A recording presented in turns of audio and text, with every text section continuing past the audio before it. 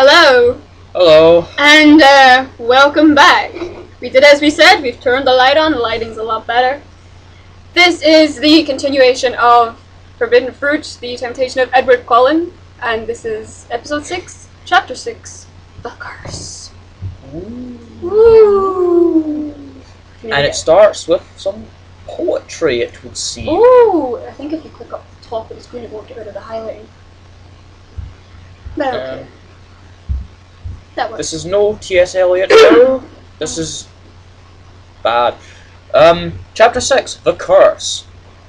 O Udar, with your skin so white, your eyes like amber out of sight, pale angel in my eyes, hair like glossy gold rosy sunrise. I read the words of my poem out quietly. I'd written a poem about Edward. Yes, I guess. I just couldn't help myself. I hated myself for doing it, but I couldn't get him out of my mind, and it was the only way I could deal with my feelings. Suddenly, my mind went black, and I fell into a trance. A pale man stood in front of me, all ghostly and misty, like he was only half there. My daughter, he moaned. Who are you? I whisper quietly. I am your father, I am Caius from the Volturi. You're in terror and peril, my daughter. You're in terror? Well, yes. Beware the vampire boy called Edward. Why? I said. You mustn't let him sex you, or the curse your mother tried to protect you from will fall on you. You will become a vampire, and you'll never be safe. Only as a human can you be safe from them. Then he faded, and I was awake, and Uncle Larry was standing at my door. Oh, yuck! Take your clothes off now, you mouldy slut, said Uncle Larry. Well, and he smiled horribly at me with his yellow teeth. No, I won't, I screamed. But Uncle Larry came over and hit me. I was strong for my size, but he was a huge fat man, like 300 pounds in weight, and stronger than me. He took my clothes off and chained me to a bed. I knew he was going to rape me again. But at that moment, someone came running into the room and hit Uncle Larry across the head with a stick and knocked him out cold. Uncle Larry laid there bleeding, and I looked up at Edward! I didn't realise you were waiting for me, I'm sorry. OMG, my sweet lady, he cried. What has this frightful asshole been doing to me? To thee, not me. He's been raping me and hitting me, I wept sadly as Edward unchained me and I put my clothes on. Edward turned away while I dressed so he wasn't curving on me. Right, because he's not been doing anything wrong up till this point. Schizophrenia, man, And he looked down at the poem I had written. For truth, these are the most beautiful words I have ever seen. It makes me feel so very moved, he cried. I wish I wasn't promised to someone else. Then I could write poems for thee. So can't you just write a poem anyway? I know, it's like his girlfriend. Dear Tia. Tia, you're nice. Bye. You're alright, but I can't sex on you. Why are you promised to Bella anyways? I asked. Because I made a promise and I can't break it. Why are you promised? Because I promised. Great. It would be rude and gentlemanly. God, I thought I said genital there. And oh my god, I would not be surprised. Oh my god. OMG. Bella never used to be like she is now when I first met her. Is that how they met? No, that's not what I was thinking at all. Both ways. Maybe at once. She has supernatural powers. Ugh. She was sweet and shy and was never nasty about anybody. But she has changed, and so have her friends. I don't know what made her change. Maybe it is my fault. She just seems angry all the time now. Yeah, that makes sense, I guess, I said dramatically. Woo! We left the house and went to walk in the woods. We talked about loads of things, and it turned out we had a lot in common.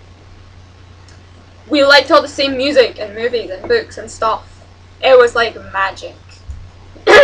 You know, Maybe Bella is unhappy because you guys are not in love like you used to be, and you should break up with her so she can move on and you can both be happy. I say, yeah, because that's totally not you just trying to get him. She always used to say that she'd kill herself if I left her. I could not be responsible for her death. I just don't get what has happened to her. She used to be nice and sweet, like thou, my lady. And now I am falling in love with thou. Oh, and it's all such a damn mess! He hit a tree in frustration and it broke. He was so strong, I guess, because he was a vampire. You're falling in love with me? I asked, my cheeks going all red and my heart starting to soar. As in, ow, being a sore. OMG, forget I said that. He looked really embarrassed. And it was so cute. He had a big erection too. It's so cute, we can tie ribbons on it and everything and it'll be so sweet and... I reached out and grabbed his hard-throwing male object.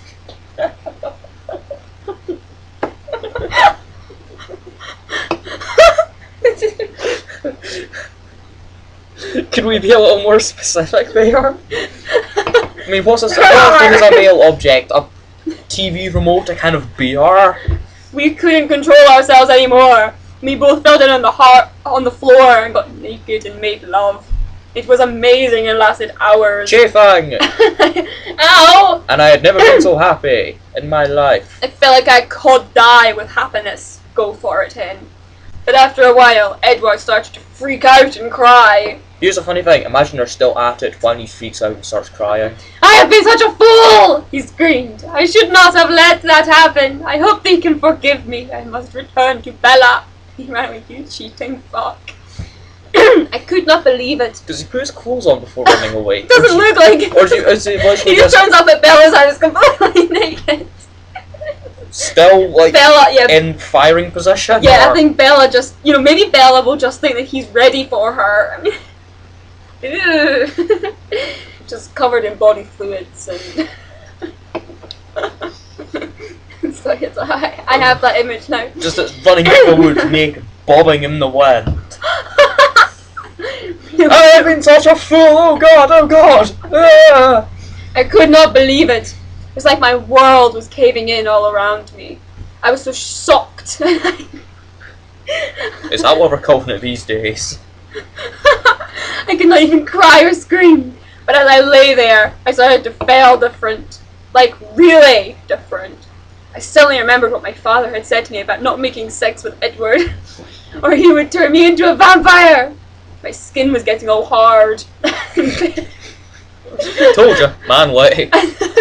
And pale. My eyes could suddenly see a lot clearer than before. I could hear lots of little noises, even form really far away. I even wanted to drink blood, and I could smell a human coming close. He was almost here. There you are, you horrid slug! It was Uncle Larry. Where have you been? I'm going to rape you now! Well, at least we know what... Something in me snaped.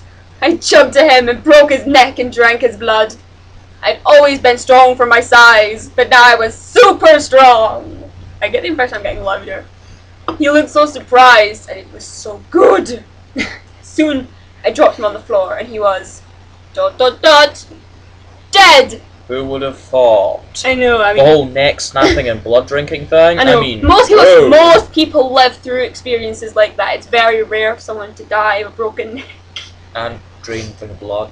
Yeah, well anyway guys, that is chapter 6 over and done with. We've got 2 chapters left. 2, because she never finished it, so... I wouldn't want to be finished. Oh god, I mean chapter 8 alone's gonna be strange. Yeah. Look forward to it, guys. From here, Catboy's it goes downhill from here. Catboy's gonna be really awkward reading chapter 8. Yeah. I'm gonna be iffy, but I mean... Actually, I'm not sure chapter 8 or 7 what time. Anyway. One of them. It's We will see you later. Shit. We will see you later, guys. Bye.